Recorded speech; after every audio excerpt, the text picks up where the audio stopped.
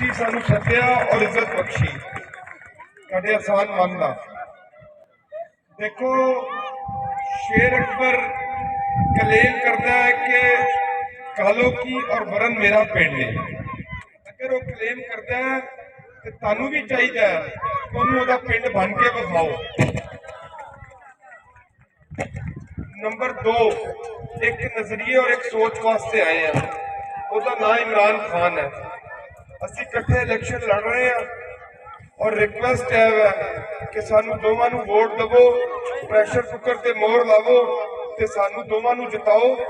उस नजरिए नू, उस इमरान खान नू जिताओ जिहड़ा अज जेल दे विच बैठा है, बच्चियां दे मुस्तकबिल वास्ते बैठा है।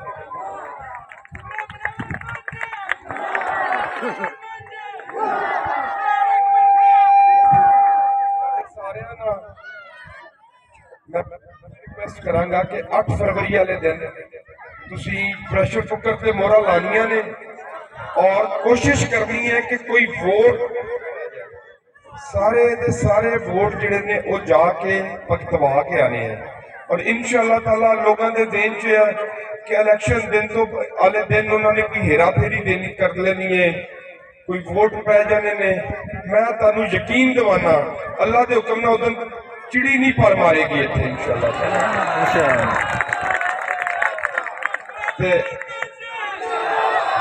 तुहाडे सारिਆਂ ਦਾ बहुत शुक्रिया। ते शेर अकबर साहब भी यह गल करेंगे। बिस्मिल्लाहिर्रहमानिर्रहीम। तमाम दोस्तों बुजुर्गों सब नूं अस्सलाम वालेकुम। जिस तरह मेरे भाई ने अगे गल की कि ये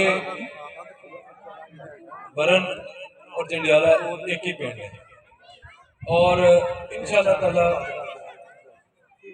तुसी खान दे भी सिपाही हो, साडे भी साथी हो, भाई हो, असी सारे ने मिल जुल इंशाअल्लाह ताला अपने लीडर वास्ते जदोजहद भी करनी है, लीडर नूं कामयाब भी करवाना है और इंशाअल्लाह ताला अपने लीडर नूं अपने नाल जेल तो बाहर भी कढाना है इंशाअल्लाह।